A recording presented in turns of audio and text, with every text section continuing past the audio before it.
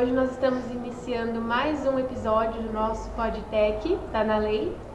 E hoje nós viemos com o nosso segundo caso que aconteceu aqui no Brasil, criminal, que é o caso Isabela Nardoni, acontecido em 2008. E hoje nós trouxemos o Dr. Delegado Braga para conversar um pouco com a gente sobre a carreira, sobre a profissão e alguns pontos importantes aí nesse caso. Bom dia. Bom dia. Manuela, né? Isso. E Alana. Isso. Bom dia. Bom dia. Bom, vamos começar falando um pouquinho sobre qual é o papel do delegado em um caso como esse. A investigação, existe um roteiro para a elaboração do inquérito? Bom, na verdade é assim que funciona. O delegado de polícia, ele fica na delegacia.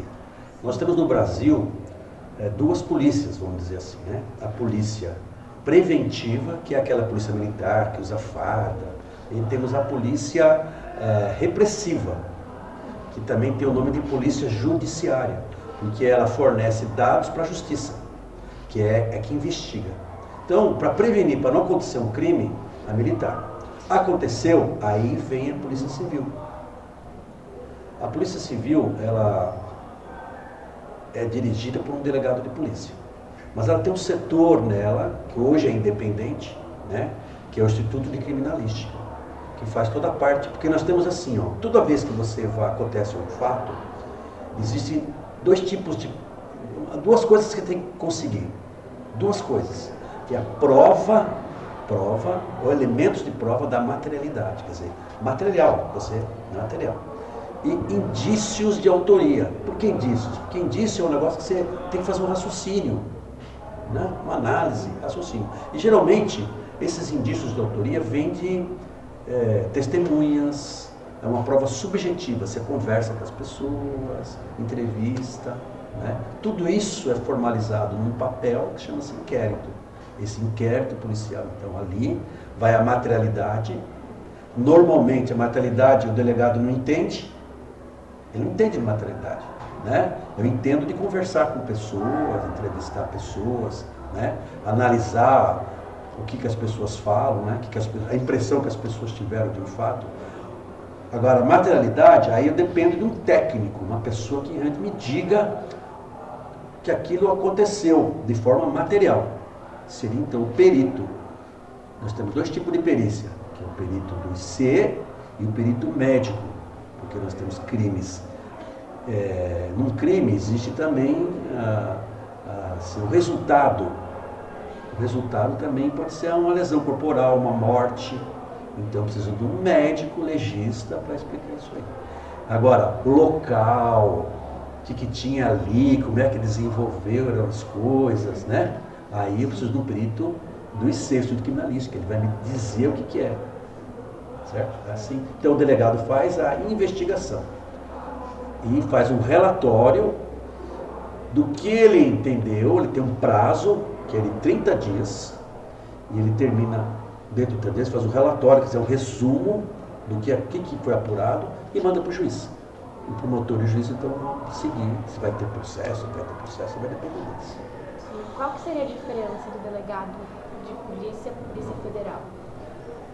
É assim, ó, no Código Penal, na nossa lei, nós temos tipos penais. Tipos penais é o crime, né? O tipo penal ali, é a lei. Está descrito o fato ali. Aquele tipo penal, alguns casos interessam a União, que nós temos três entes, né? Tem o município, o Estado e a União. Toda lei relacionada a crime, só a União que pode fazer, é federal. Mas ela delega para os estados, quer dizer, ela passa para os estados tomar conta de alguns fatos. Está no código lá, vários crimes, vários tipos penais, mas fala assim, este aqui, o estado toma conta. Os demais continuam comigo. Entendeu? Por isso que tem uma polícia federal que apura os fatos. Né? Tipo, um contrabando vem de outro país para cá, como é que eu vou? Né? Ou um crime interestadual entre dois estados. Então, tem que ser um negócio federal.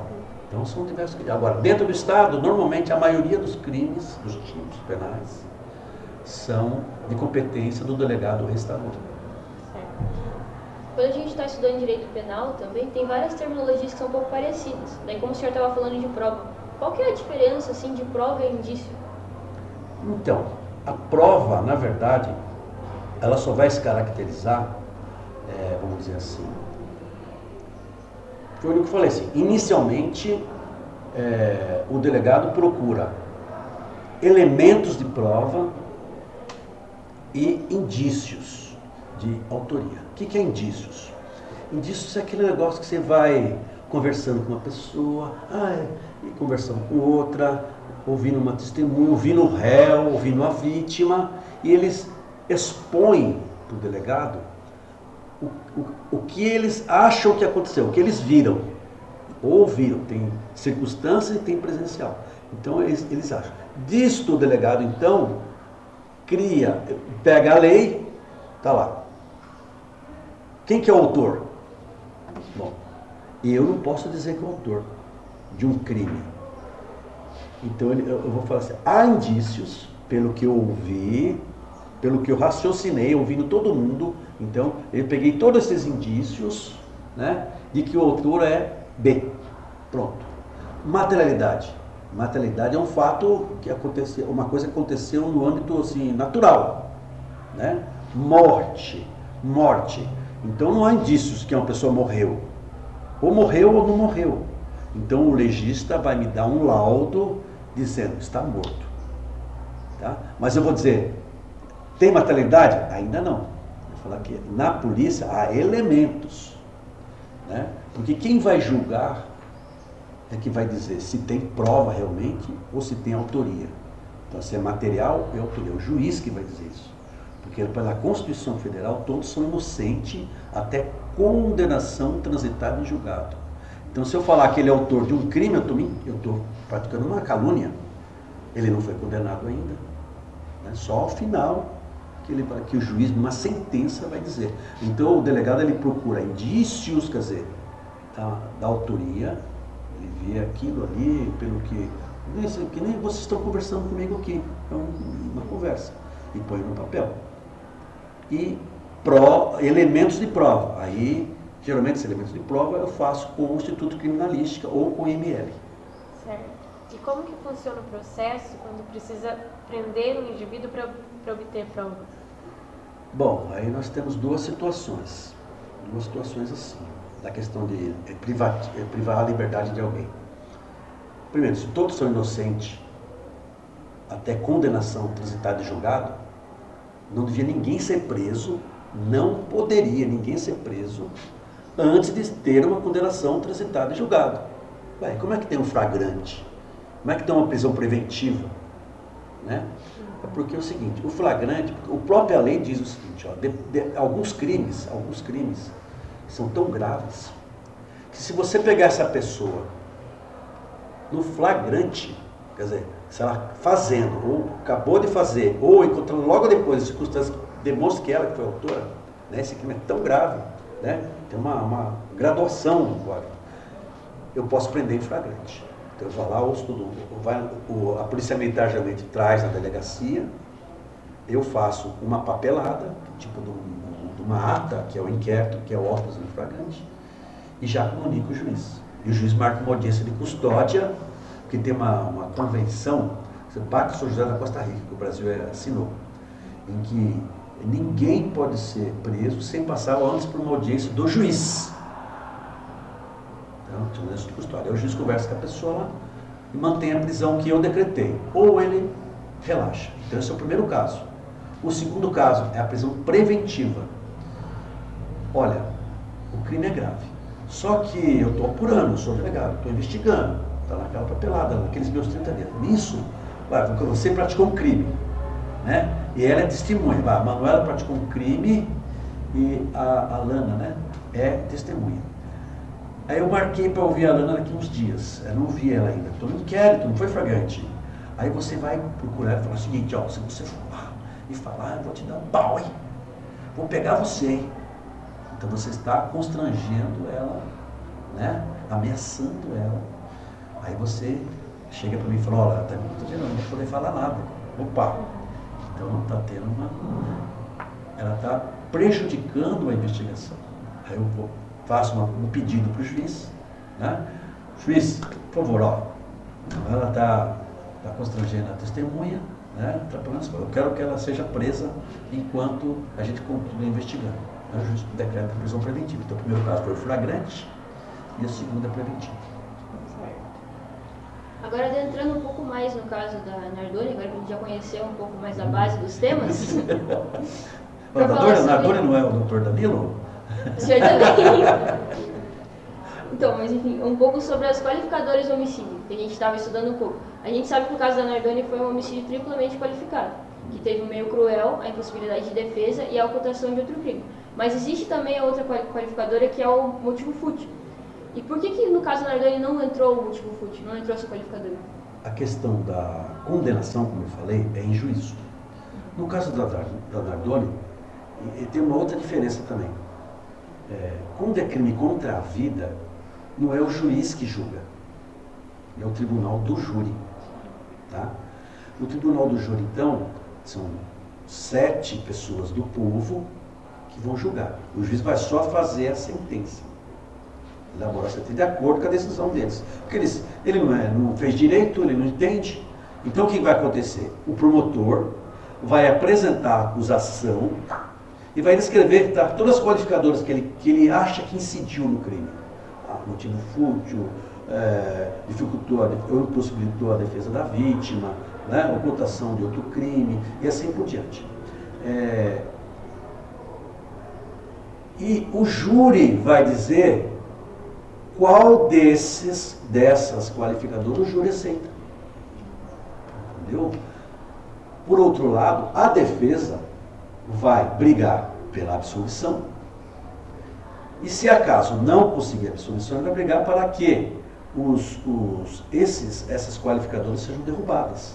Elas são votadas, é votado lá dentro, numa sala secreta, e lá dentro, então, o juiz apresenta se vai ser condenado ou absolvido. Aí eles votam. Vai ser condenado. Ainda, então, aí começam as qualificadoras, vai votando uma por uma.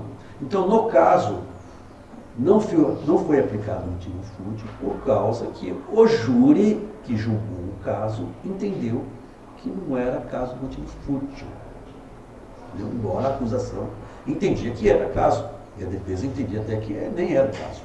Ele tinha que ser absolvido. Entendeu? E qual que seria a diferença de motivo torpe e motivo fútil?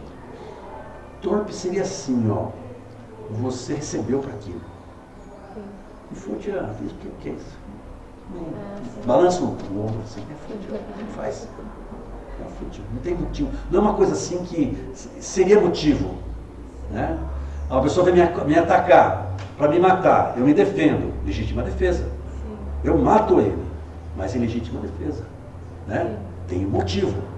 Tá? Não tem motivo nenhum. Eu estou andando na rua, de repente, vou matar essa Manuela aí. Motivo fútil. Não tem motivo nenhum. Ou uma coisa assim tão banal, né? Uma discussão no trânsito, acontece muito, motivo fútil. E o casal Nardoni foi condenado por fraude processual, né? Você poderia explicar pra gente como funciona isso? O que seria isso? É porque é o seguinte, ó, quando você tem um local de crime, ele tem que ser preservado. Tem que ser preservado. Não pode mexer. Aconteceu, não pode mexer em nada. Né? E o que eles fizeram? Para poder enganar, esconder o ato que eles praticaram, eles lavaram o prédio, limparam as manchas de sangue, né? Então eles praticaram uma fraude no processo. Entendeu? Então, fraudando a prova. Hoje nós temos uma situação. Foi aprovada uma lei, inclusive chama-se, se vocês estudarem isso aí, chama cadeia de custódia. É muito importante. Porque tem que ser preservada o local. Então nós temos um homicídio. O que acontece? Homicídio. Aí o delegado é chamado do local. Eu chego no local, teria que estar tudo cercadinho, um cone, ninguém podia chegar ali. Ninguém podia mexer no corpo, nada. Mas geralmente a gente chega lá, o policial já tá com a identidade do cara na mão, que estava no bolso do morto, né? Tá cheio de pisado no sangue, no chão, né? Enquanto o carro roubado, eu vou pedir a impressão digital pro perito. O perito vai lá, colhe a impressão digital que está no carro. Aí quando chega a revelação, era dos perrengues que atenderam o local, aí ficaram na mão do lugar. Quer dizer, não foi preservado. A cadeia de custódia é muito importante. Num crime de contra a vida, você não tem que convencer o jurado é uma pessoa leiga. Então, geralmente, o que foi apreendido no local, uma faca, uma bota, uma camiseta, no caso foi uma camiseta suja, entendeu? É mostrado pro júri. Olha aqui, senhores jurados, olha aqui, né? Olha essa mancha. Quer dizer, se esse objeto não foi colhido no momento da prova e acautelado de uma forma que ninguém pudesse mexer, poderiam fraudar, era a sua pergunta, fraudar, fazer alguma coisa, lavar ou sujar com outra coisa, está fraudando prova. Respondi a pergunta? Sim. Eu falo muito, né? E no caso, agora falando um pouco sobre as penas, teve uma divergência entre as penas dos dois, né? O Alexandre Nardoni, que é o genitor, ele foi condenado a mais ou menos 31 anos de prisão, enquanto que a Ana Carolina, que foi a madrasta, foi condenada a 26. Por que tem essa divergência? Na verdade, a qualificadora dele foi maior. Entendeu? A qualificadora dele foi maior porque, na questão, ele que jogou o corpo, né? Eles alegam que, na prova, né? Eles alegaram inicialmente que tinha uma terceira pessoa, um ladrão que entrou lá, né? Só que a porta estava trancada, como é que o ladrão entrou? Ele trancou a porta para sair, né? Cortou lá para jogar o corpo, né? Agora existiam indícios nesse sentido. Ele praticou mais atos do que ela. Então a gente tem que ser apenado na medida da sua culpabilidade. Ela não matou a criança, ela não matou a Isabela. Ela não matou, embora ela tenha esganado lá, né? Ela não matou. Quem matou foi ele. E a pena dele tem que ser maior. Inclusive ele era o pai, né? Sim. Tem uma relação isso? Tem. Aumenta a pena? Aumenta a pena. E em junho deste ano, inclusive, a madrasta já está no regime aberto, né? Por que será que aconteceu isso? É por causa da pena, né? A pena, assim, a pessoa é condenada, no Brasil não tem pena perpétua. Então, o cara vai ficar a vida inteira. Então, se você vai pegar um criminoso, pegar esse criminoso, ficar preso lá, castigando ele, e no último dia da pena solta, essa pessoa vai estar revoltadíssima. Então, qual que é a intenção da pena? Punir a pessoa, mas tem uma intenção maior, que é recuperar essa pessoa para a sociedade. Porque ela vai voltar a viver em sociedade com a gente.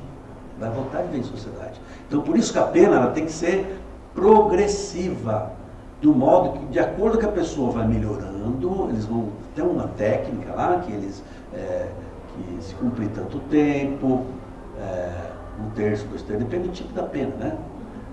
Ele vai progredindo de regime. Então nós temos regime fechado, regime semi-aberto e regime aberto. E depois tem a liberdade condicional. E depois acaba. Sim. O que seria esse regime aberto? E a diferença dele para o semi-aberto? Então, o semi-aberto, a pessoa teria que sair durante o dia para trabalhar, estudar, o que for. E à noite ela se recolher numa cadeia especial, uma cadeia de regime semi-aberto, não uma cadeia comum. Sim. Entendeu? E no fim de semana também. E de segunda a sexta ele sairia para trabalhar, para estudar. Quer dizer, você está verificando, está fiscalizando se a pessoa está realmente se recuperando. Né? Nos Estados Unidos, inclusive, existe um oficial de fiança. No Brasil não tem. Né? No Brasil tem uma caderneta. Quando a pessoa está no regime aberto, que é a pessoa fica totalmente livre, tá? Aí ela tem que demonstrar alguns fatos. Então, geralmente tem que ir no fórum todo mês, assinar uma carteirinha, provar que está trabalhando, provar que está estudando, nesse sentido. Sim. E sobre as metodologias de investigação, desde o caso que foi em 2008 até esse ano, teve várias coisas novas, né? Várias tecnologias. Quais são as novas tecnologias que são usadas para a investigação nesse ano ou recentemente? E se o caso tivesse acontecido nos dias de hoje, o senhor acha que poderia ter acontecido alguma coisa diferente em razão das tecnologias? Existe hoje uma maior tecnologia, entendeu? Uma maior tecnologia. Então poderia se demonstrar onde realmente eles estavam, onde realmente eles andaram. Você pode seguir pelo celular, né? O tempo ficaria melhor demonstrado, as conversas seria melhor demonstrada, né? Ele ligou para o pai dele, né? Que é advogado, né? Quer dizer, essas tecnologias seriam melhores aplicadas. Na época teve lá uma tecnologia que era pouco conhecida, ficou conhecida naquela época lá, que é o luminol, né? Achar sangue, quer dizer, é uma tecnologia que está começando, tinha nos Estados Unidos, não tem aqui. Hoje nem luminol se usa mais, usa uma outra, tá? O Dr. Danilo pode esclarecer melhor, tá? Então, são situações que poderiam ser melhor utilizadas hoje. Apesar que eu entendo, na minha opinião, e do júri também, né, que o caso foi feito com justiça. Embora tem pessoas que digam que não são eles, mas eu entendo que, imagina, que uma pessoa entraria no apartamento deles, só no momento que eles desceram para pegar as crianças, só naquele momento, e já cortaria, tentaria matar a menina esganada, depois jogaria a menina para a janela, depois sairia, fecharia a porta, ninguém viu, né? Teriam câmeras, seria uma tecnologia, mas infelizmente o prédio era novo, né? Tinham poucos moradores, ele não estava sendo utilizado as câmeras nos corredores, nem no elevador. Quer dizer, né? São tecnologias que poderiam ser utilizadas. Então, olha, eu acho que, na minha opinião, o caso se desenrolou, a investigação, há muita crítica contra os delegados de polícia que atuaram nesse fato aí, porque o inquérito terminou em 30 dias. Porque 30 dias é o prazo, mas eu posso pedir mais prazo. Posso pedir mais 30. E no caso, houve muita nós estamos discutindo um caso hoje aqui, imagina na época, né? Como ficou a imprensa em cima, sabe? Então, sabe que sempre tem o ego das pessoas, né? A pessoa quer aparecer, né? Então, pode-se dizer que houve realmente um atropelo na investigação. Só que esse atropelo não atrapalhou o resultado. Né? Não atrapalhou. O resultado está correto. É isso, na minha opinião. Em alguns casos, a mídia acaba atrapalhando a Muito, investigação? Muito. Né? Muito. Né? Hoje a gente tem, já tem até um conselho de ética da própria CONAR, para poder dar um parâmetro para os jornalistas, né? Que tem jornalista investigativo, né? Para certas coisas não fazerem, né? Não fazerem, tipo, mostrar o rosto da pessoa, ficar atrapalhando a investigação. Porque se eu ficar contando tudo que eu estou fazendo para a imprensa, o bandido vai se prevenir para mim não chegar nele. Até naquele caso do Lázaro, né, Barbosa, ele estava acompanhando as notícias em tempo real, né? Ali o pessoal tudo em cima, assim, mataram o cara, porque mataram, né? São situações, espero que eu tenha respondido de acordo com você. Com certeza. Sobre as novas leis também que chegaram agora, por exemplo, a do Henri Borel de 2022, a do feminicídio também, tem várias, né? Também, se o caso tivesse acontecido nos dias de hoje, como seria o procedimento para a aplicação das leis? A gente sabe que não retroage, né? Mas se o caso tivesse acontecido... Então, na verdade, neste caso, continuaria da mesma forma, porque foi um homicídio, tá? Sai fora da Lei Maria da Penha, embora seja uma menina dentro de casa, né? Não existia liberdade doméstica, e também a Lei Henri Borel, porque não se retroage para a época, a lei é daqui para frente. E como foi homicídio, também não aplicaria esse caso. Seria em questão de maus tratos à criança, qualquer caso envolvendo a menina, fosse uma outra coisa, não homicídio. Tá? Hoje, antigamente, casos leves, questão da mulher ou de criança, não tinha flagrante, quer dizer, não prendia a pessoa no flagrante, mesmo que pegasse em flagrante. fazia-se um boletim de ocorrência, que é uma notícia circunstanciada, ouvia todo mundo, mandava para o promotor e para o juiz. Tá?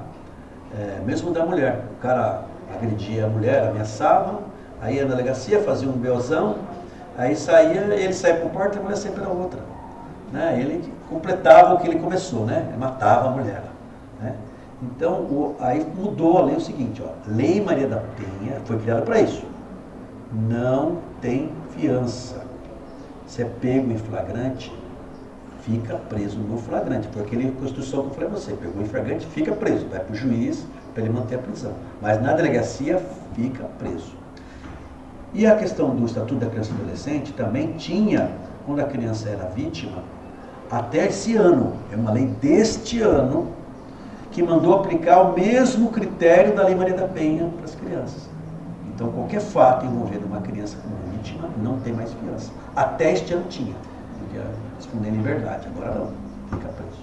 Então, né, se fosse hoje, respondendo a sua pergunta, né, este caso iria da mesma forma que ocorreu, que foi um homicídio, então é crime contra a vida, é júri. Certo, então. Muito obrigada pela sua presença. Eu que agradeço. Espero que o senhor volte, mais algum caso, talvez, algum caso criminal, a gente está fazendo uma série. Mas é isso, muito obrigada a todo mundo que assistiu também. Muito obrigado, eu que agradeço pelo convite, estou à disposição, tá? Que vocês precisarem. Desculpa que eu falo muito, né? Aí que é bom. É bom, né? Mas estou à disposição, tá? Eu sou delegado de polícia, estou lá na delegacia, qualquer fato que vocês acharem interessante, né? Vocês podem noticiar para nós, investigarmos, né? Ou também algum fato que vocês acharem interessante que ocorreu, vocês podem ir lá pedir informações. Aquilo que for possível, eu vou informar, quem sabe vira um outro caso para você no futuro. Tá? Obrigado. Muito obrigada.